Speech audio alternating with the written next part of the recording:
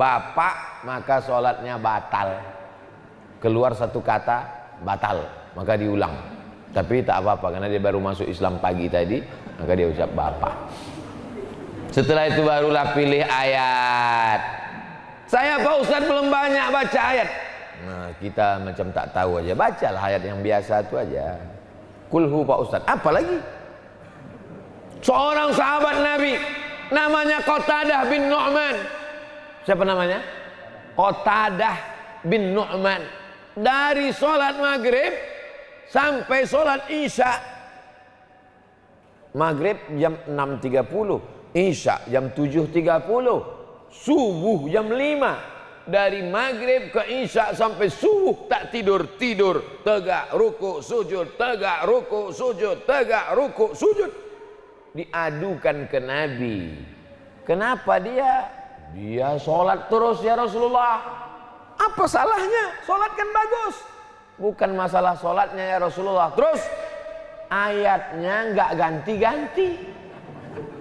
Qul huwallahu terus. Qul huwallahu ahadun allahu samad lam yalid wa lam yulad wa lam yakul lahu kufuwan ahad. Rakaat kedua itu lagi dilaporkan ke Nabi. Hadis ini ada dalam kitab Musnad Ahmad bin Hanbal, kitab hadis besar, isinya 40.000 hadis tentang Qatadah sholat ayatnya tak ganti-ganti. Dilaporkan ke Nabi. Apa kata Nabi? Innaha la ta'dilu thulutsal Qur'an.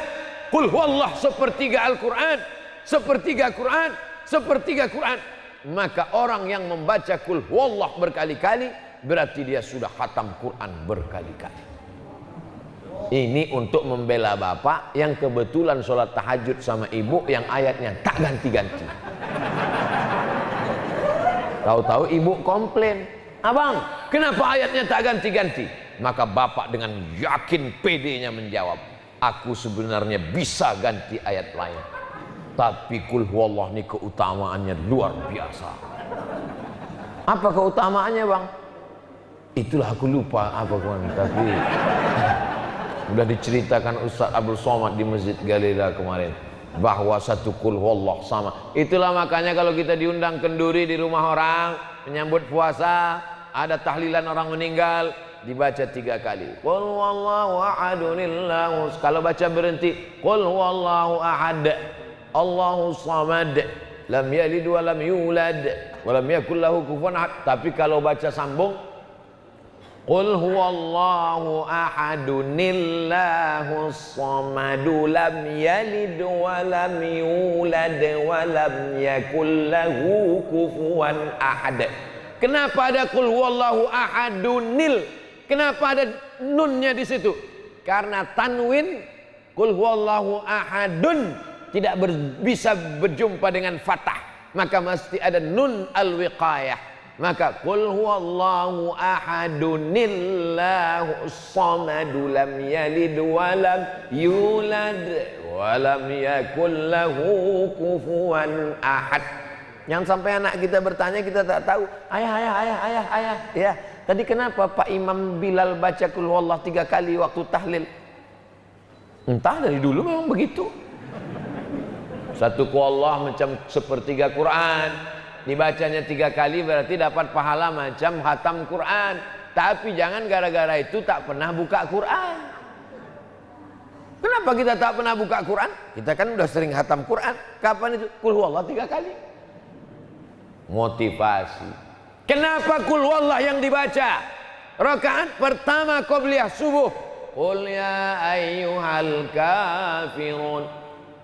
Rakaat kedua, Qul huwallahu ahad, Allahu samad, lam yalid wa lam yulad wa lam yakul lahu kufuwan ahad.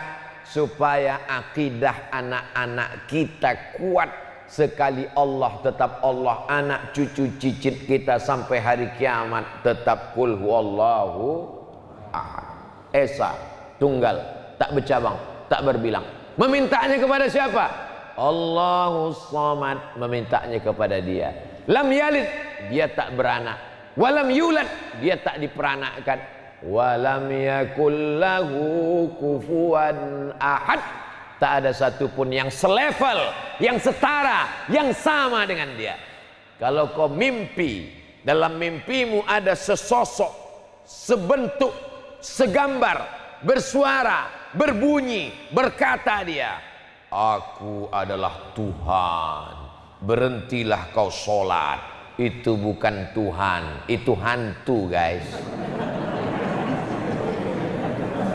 Tapi katanya hantu nggak ada Pak Ustadz. Makhluk ini dua. Wa ma khalaqatul jinna wal insa alladzi yuwaswisu fi sudurin nas minal jinnati. Jadi yang mengganggu-ganggu yang datang itu adalah jin. Jin. Lain padang, lain belalang, lain lubuk, lain ikannya, lain kampung, lain namanya. Ada namanya macam-macam. Maka ini makhluk jin, disebut orang hantu. Bisa dia mengganggu hanya yang bisa diganggunya. Orang di Galilea tak bisa diganggunya karena membaca ayat kursi. Kuat imannya. Siapa yang kau sembah? Allahu la ilaha illa huwal hayyul qayyum. Bisa diganggu orang ini? Tak bisa diganggu karena yang menjaga dia, yang tak tidur, yang tak mengantuk. La ta'khudhuhu sinatun wala naum. Orang ini tak bisa diganggu karena yang menjaga dia pemilik langit dan bumi. Lahu ma fis samawati wa ma fil ard. Orang ini tidak bisa mengganggu karena yang menolong dia hanya Allah. Man zal ladzi yashfa'u indahu illa bi iznih. Orang ini tak bisa mengganggu karena yang menjaga dia yang punya pengetahuan. Ya'lamu ma baina aydihim wa ma khalfahum wa la yuhituna bi syai'in min ilmihi illa bima syaa'. Orang ini tak bisa diganggu karena yang menjaga dia pemilik aras. Wasi'a kursiyyuhu samawati wal ard wa la ya'uduhu hifdzuhuma wa huwal aliyyul. Dibaca itu sebelum tidur malam supaya jangan sampai mimpi sama hantu. Tapi Pak Ustadz, kemarin ada orang kerasukan jin, kerasukan setan. Saya bacakan ayat kursi, bukan jinnya lari malah ketawa. Allahu la ilaha illa huwal hayyul qayyum. La ta'khudhuhu sinatu wala naum. Bukan ayat kursinya yang salah. Yang membaca ayat kursi itu perbuatannya lebih parah daripada hantu itu. Itu maka dia ketawa. Masa sesama hantu saling mengusir, kata dia. Kau kan hantu juga, kata dia. Bedanya kau hantu pakai baju koko, kata dia. Kau hantu pakai peci, kata dia. Aku lebih jujur, aku memang hantu dan ngaku hantu, kata dia. Kau pura-pura enggak hantu padahal kau hantu juga, kata dia. Makanya perbuatan kita yang membedakan itu. Kalau sekedar baju, pakaian, maka tapi jangan gara-gara ini lalu nanti nggak pakai baju, nggak pakai celana. Pas ditanya, kenapa kau tak pakai baju? Yang penting hatinya. Saudara yang dimuliakan Allah Subhanahu wa taala, membaca ayat. Setelah itu dia tidak sombong, dia tidak angku, dia tidak membusungkan dada, dia tidak mendongakkan kepala, dia tidak mengangkat hidungnya ke atas, tapi dia bersimpuh kepada Allah. Allahu Akbar. Warka'u ma'ar raki'in. Rukuklah kamu bersama orang-orang yang rukuk. Subhana rabbiyal azim. Subhana maha suci Allah. Rabbia, dia yang menciptakan aku. Rabbia, dia yang menjaga aku. Rabbia, dia yang memberi aku rezeki. Yang selama ini galau tentang rezekinya, yang selama ini galau tentang tanamannya, tentang tokonya, tentang dagangannya, tentang kolam ikannya, tentang jabatannya. Subhana rabbiyal azim wa bihamdih. Setelah itu dia bangkit. Sami'allahu liman hamidah.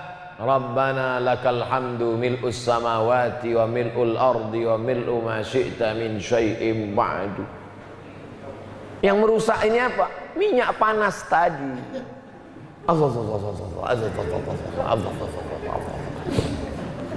Allahu Akbar. Jantung ini di bawah, otak ini di atas. Jantungnya di bawah. Jantung menyemburkan darah. Itu tugas jantung. menyemprotkan darah naik ke otak. Darah naik ke otak, mendaki, berat guys. Ditambah lagi darahnya itu diisi oleh kolesterol, cumi, kepiting, udang, olahraga jarang, minumannya susu, minyak, akhirnya darahnya kental. Dimakan pil pengencer darah, darahnya encer, buah pinggangnya rusak. Macam mobil lama, udah lewat 5 tahun, dipijit klakson keluar air. Makanya ketika jantung ini berat, memompakan darah kental naik ke atas, ditolong dengan sholat. Allahu Akbar. Jantungnya ke atas, otaknya ke bawah. Orang ketika sujud, otaknya ke bawah. Ada Pak Ustadz, orang tegak otaknya ke bawah. Itu yang otaknya di lutut. Jantung di atas, otak ke bawah. Terbantulah dia. Subhana rabbiyal a'la wa bihamdi, subhana rabbiyal a'la wa bihamdi, subhana rabbiyal a'la wa bihamdi. Afdal 7 kali kata Imam Al-Hasan Al-Basri. Subhana rabbiyal a'la wa bihamdi, subhana rabbiyal a'la wa bihamdi. Sempurnalah darah dari jantung turun ke otak. Yang dibawa darah oksigen. Kalau oksigennya sempurna, badannya sehat, wajahnya cerah, matanya terang, sehat. Itu maka orang bisa kena stroke ringan karena kurang oksigen ke otak, karena darahnya kurang asupan naik. Insya Allah kalau sholat ini kita jaga, kita sehat zahir dan batin. Bukan cuma ruh kita hidup, tapi jasad kita sehat, selamat, sehat walafiat. Subhana rabbiyal a'la. Banyak orang yang darahnya belum sempat, baru sampai tengkuk udah naik lagi. Allah Allah Allah Allah. Macam stempel pos. Stempel pos itu kan tak sampai dia.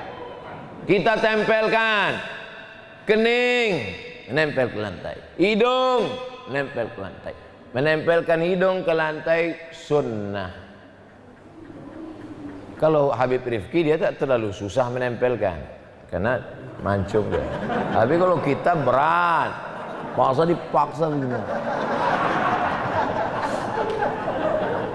Kalau pakai masker Pak Ustadz nggak nempel, nggak apa-apa, karena darurat.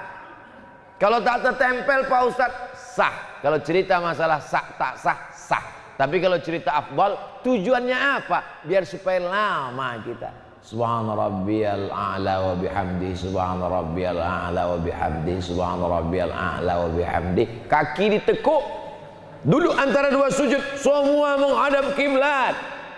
Mata menengok tempat sujud. Wajah, fawalli wajhaka syatral masjidil haram. Ujung tangan menghadap ke kiblat. Ujung kaki, karena kaki ditekuk menghadap ke arah kiblat.